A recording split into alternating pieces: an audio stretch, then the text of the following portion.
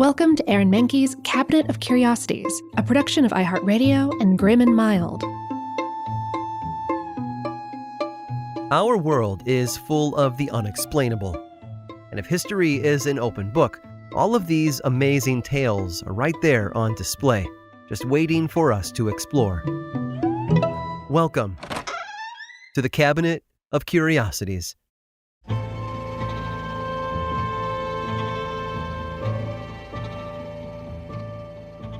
Is there anything more American than a road trip? This tradition seems to be so much of a part of American life and culture that it's hard to imagine a time when they didn't exist. It might seem like a straightforward question. When was the automobile invented? But like so many of our stories, it's a little more complicated than that. Some could point back as far as the 15th century, when Leonardo da Vinci was creating schematics for fantastical transportation machines. Most would credit Carl Friedrich Benz of Mercedes-Benz with the invention of the gas-powered automobile. Patented in 1885, this three-wheeled unit changed the world, for better or worse, depending on your view. Soon, further patents followed, and by the early 1900s, Americans could see automobiles in their towns and cities, albeit somewhat rarely. They mostly belonged to the rich. But luckily, we do have an exact date for the first American road trip. In 1903, no one was sure what an automobile could do, and in a time when most folks were still getting around with horse-drawn wagons and buggies, the idea that there was nothing pulling their new vehicle must have been hard to wrap your head around. It started with a bet. Dr. Horatio Nelson Jackson of Vermont was on vacation with his wife Bertha in San Francisco. One night they were having drinks, and the conversation turned to the automobile. Jackson was an automobile enthusiast and was quick to defend his beloved machine. He accepted a bet for $50 that he could drive a car across the United States, from San Francisco to New York City, in less than 90 days. Jackson could choose whatever car he wanted to get the job done, but of course there were a few hiccups along the way. You see, the roads that Jackson would travel along the way were barely roads at all. They were terrible. They were full of potholes and ruts from decades of wagon wheels. He also didn't own any useful maps and didn't have a car. They'd come to San Francisco via a series of trains. Oh, and Jackson couldn't drive.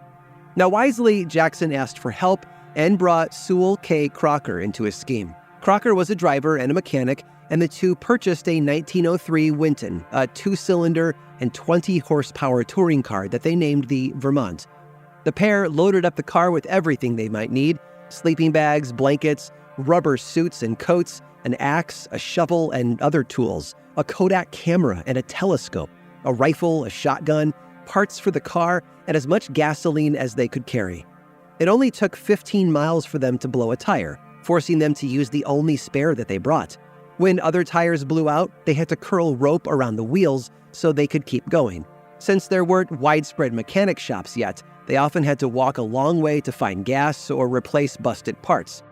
They were further delayed when they asked a woman north of Sacramento for directions, and she sent them 108 miles out of their way so that her family could see an automobile for the first time.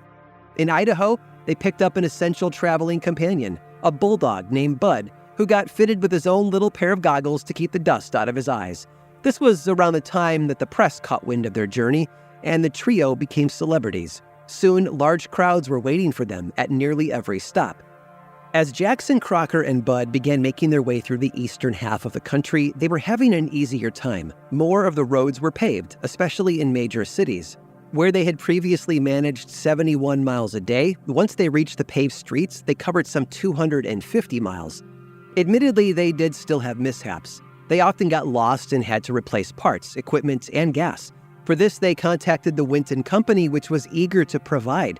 They wanted to show that their machines could do all of this, and soon other car manufacturers had the same idea. Packard and Oldsmobile sent out their own drivers from the West Coast, so now not only was Jackson trying to beat the clock, but he had two other drivers to worry about.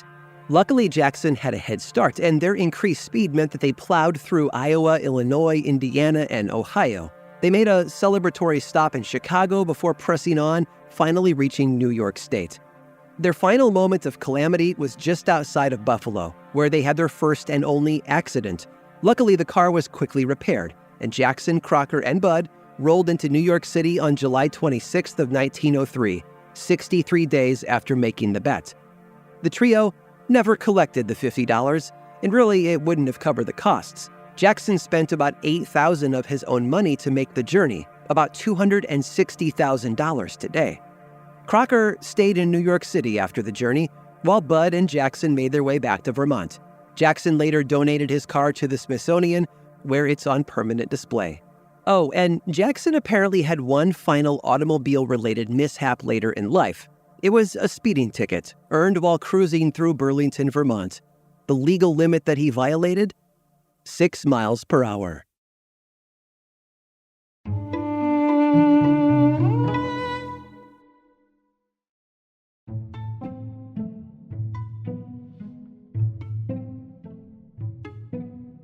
Growing up, most of us learn the phrase, "all that glitters isn't gold," meaning that what we see on the surface doesn't reflect what's underneath. This was never truer than during America's Gilded Age. Mark Twain certainly captured the spirit of the times when he called it gold and glittering and corrupt, and no one lived out those principles better than the Vanderbilt family. The Vanderbilts were a real-life rags-to-riches story, but no matter how wealthy they were, the old-money New York families wouldn't accept them. There were certain rules the wealthy had to abide by to be considered a part of society. These involved lineages, wealth, and a truly spectacular degree of snobbishness. These rules were created by Caroline Astor and her henchman, Ward McAllister.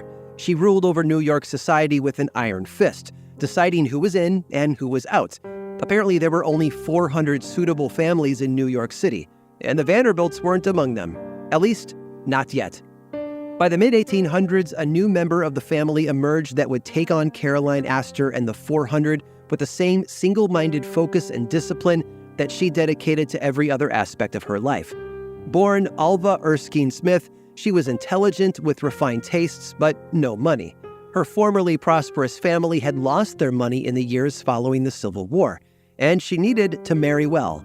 She found her perfect target in William Kissam Vanderbilt, a party boy. And Alva was a force of nature, and she planned to use her cunning, her self-assuredness, and the Vanderbilt fortune to break into Mrs. Astor's society.